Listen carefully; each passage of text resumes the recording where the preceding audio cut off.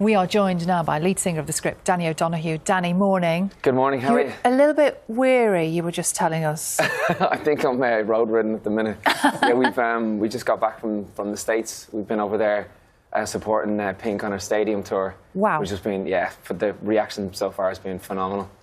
So you're peak jet lag right now? Yeah. How'd you handle that? Just getting up early in the morning, just kind of going with the flow. Sleep when you're tired and eat when you're hungry. Sounds a bit like us. Doing a breakfast television interview kind of helps with the transition back into normality. Yeah, absolutely. Yeah. And then you'll hit the road and do another tour somewhere else. And we're away Friday, so we head back over to America again, do another month, and then come back, and then we've got our own arena tour. It's hardly worth coming back, is it? Yes, it is. No, but listen, for you guys, exactly. don't put yourselves down. We're delighted to see. We would say 16 years, isn't it, since you burst into all our lives, and you've been the soundtrack to everything ever since. Can you believe it? 16 years when you hear that? No, it's I guess it's a teenager now. You know, the script. But yeah, who would have known all those years ago? Because we played in this tiny little club called the Sugar Club, and there was about, I don't know, 40, 50 people there.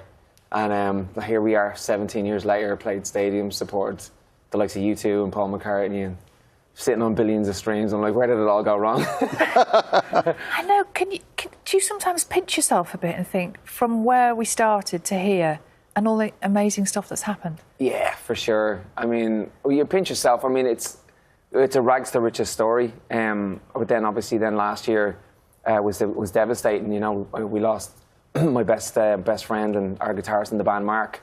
And it took us a little while to come out from underneath that. I mean, you know, I went down a bit of a hole last year, drinking and just trying to get over the grief of losing your best mate. So I got back around Christmas time. You know, gave up drink, gave up alcohol, cigarettes, caffeine. I'm no fun anymore, but I'm feeling healthy. But I just thought, like, you know, if you kick those emotions down the road, it's going to come back to haunt you. So just coming into this year completely sober, and it's been, besides what happened last year, this year has been really great and really promising, very optimistic. And also, in terms of grieving, it's not that long ago. Yeah. I mean, well, you never really get rid of grief. You know, it's always there. You just learn to grow around it. So I think, you know, creating Satellites, the brand new album, was very cathartic in that, and it gave us something all to aim for, not just personally, but the band as a whole. We put dates in the diary to say, well, like, we'd like to have an album out at this date. Let's all work towards it. And it really galvanized everybody and helped us get through what we've always known. You know, we have lyrics every day, every hour. Turn the pain into power. So I'm now living the mantra of what the script was, which was put all of your emotions into something external and get it out of you, because it's better outside than in. And you give yourself a focus, don't you, to work together? Yeah, you need that, you know. If you're in stormy seas, you need to have a little bit of land to kind of point at, to head towards. So yeah, like I said, it's in real time, and some days are better than others. And like I said, I'll come on maybe a show like this, and I'll see pictures I get shown them all the time. So it's both heartbreaking, but also a great testament, because a lot of people remember him in such amazing ways, and he touched so many people's lives around the world. So it's beautiful. What's it like being back on stage then, and not having him there? Yeah, that's always a really tough one to turn around, because periphery is always there. You know, we wanted to change the vibe. The three-piece was quite iconic. And we never wanted to replace him, because he's irreplaceable. But what we wanted to do was to, you know, have a different chapter. So we ended up going with a four-piece. You can see them there. Yeah, we went with a four-piece, which optically just changes it, and I think leaves the past in the past. But also, you know, like I said, we're very optimistic about the future. And the tour went on sale. We were sitting thinking, is there going to be an appetite after what went on? And the tour's sold out. That's why I'm on here trying to plug something. But